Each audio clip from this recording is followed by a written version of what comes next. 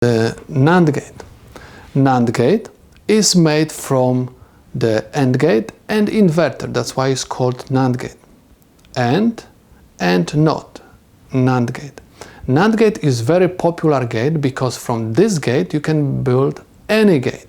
I mean, if you are going to connect few NAND gates together in a certain way, you can build inverter, you can build the AND gate, you can build the other gates which we are going to discuss. So this is very useful gate.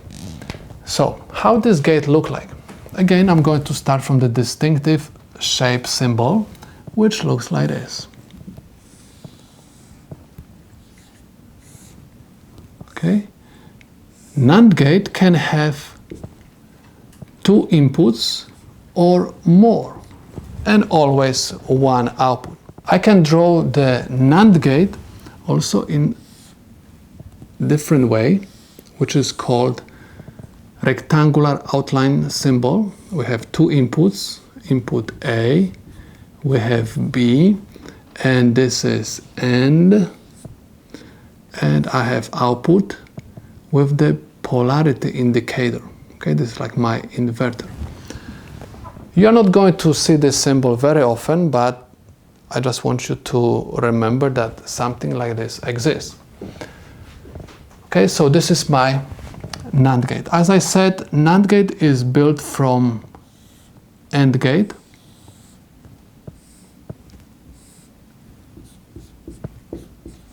and inverter. That's why this is called AND. And inverter is also called NOT. So this is NOT AND, NAND. NAND gate.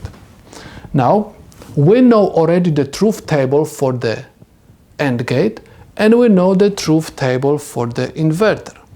So let me remind you that the AND gate has the truth table AB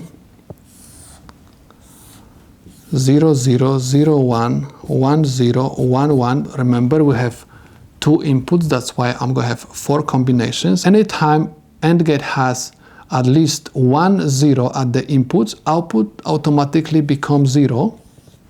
And anytime all inputs are high, output is high. Inverter, okay, inverter has the truth table which says that if I have 0 at the input, output is going to be 1, and if I have 1 at the input, output become 0. Now we can determine the truth table for the NAND gate. Again, we have 2 inputs. We have input A, B, and we have combinations 0, 0, 0, 1, 1, 0, 1, 1. So these are the logic levels for these combinations at the input for the AND gate. But inverter is going to invert everything whatever coming out from the AND gate. That's why my NAND gate is going to have truth table, which is basically the complement of the AND gate. That's why I'm going to have over here 1, 1, 1, 0. So anytime I had 0 at the output of the AND gate, NAND gate is going to have 1. See, 0 is going to be 1, 0 is going to be 1, and 1 is going to be equal 0.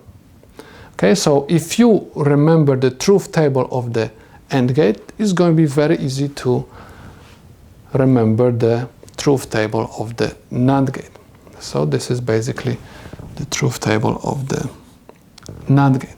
Please keep in mind that NAND gate can have more than 2 inputs. NAND gate can have, for example, 3 inputs. A, B, C. And the way of analyzing this gate is exactly the same. In order to obtain high at the output of the NAND gate, which has 3 inputs, at least one of the inputs supposed to receive 0. And again, no matter how many inputs you have, at least one of them, right, receiving 0, output automatically become high. in order to get 0 at the output, all inputs, and again, no matter how many you have, supposed to be high. If you have NAND gate with, let's say, 4 inputs, we have A, B, C, D,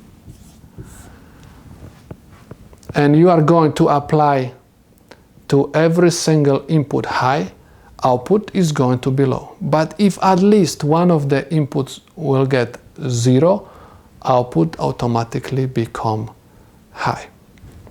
So this is the way how the NAND gate operates.